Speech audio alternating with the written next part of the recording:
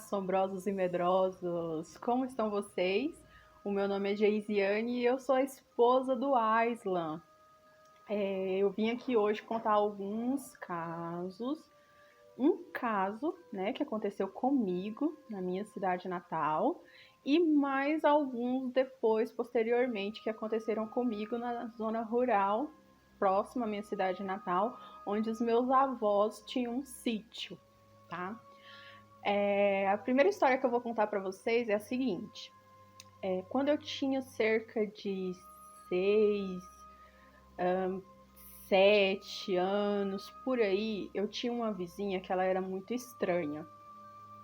Ela era muito estranha porque ela andava com umas roupas esquisitas, sabe? Saias longas, descalço. Ela usava o cabelo desgrenhado, tiras de tecido no cabelo. As roupas eram muito floridas, coloridas e tudo mais. E ela gostava de dar balas pra gente.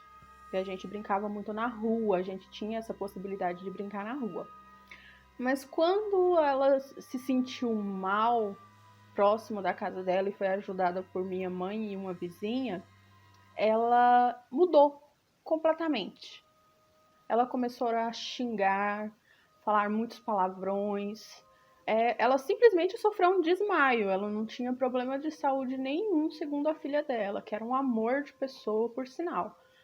Mas ela começou a falar muitos palavrões, ela xingava muito a minha mãe, muito, muito, muito.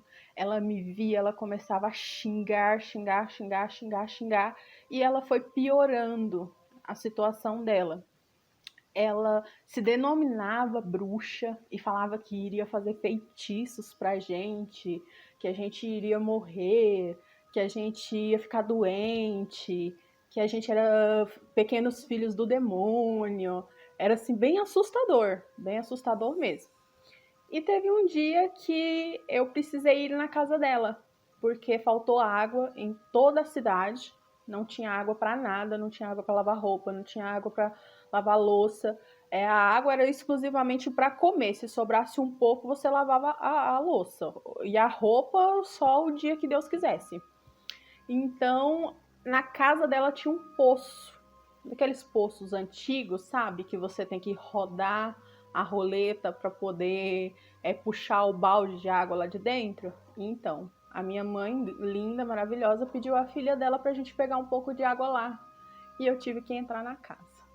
Enquanto a filha dela pegava a água no poço para me levar para casa, ela me chamou dentro da casa dela e falou assim: toma isso aqui e vai no mercado comprar para mim um pacote de café. Só que o que ela colocou na minha mão eram pedacinhos de plástico. Mas para ela era dinheiro. Então assim, eu achei muito estranho. Aí ela me chamou, vem aqui, deixa eu te dar mais, que talvez só isso aí não dá. Quando eu entrei na casa, minha Nossa Senhora, a casa parecia uma casa de bruxa mesmo. Era fogão a lenha, caldeirões em cima do fogão, caldeirão preto, coisas de penduradas no teto. As facas ficavam enfiadas no telhado, sabe? Como antigamente, que eles colocavam a faca enfiada no telhado e depois pegava a faca no telhado para poder fazer alguma coisa rápida ali na cozinha. Tinha até alguns animais mortos. Assim, era bem. Nossa, era muito estranho. Eu fiquei em pânico. Eu falei assim: não, não, eu só vim buscar água.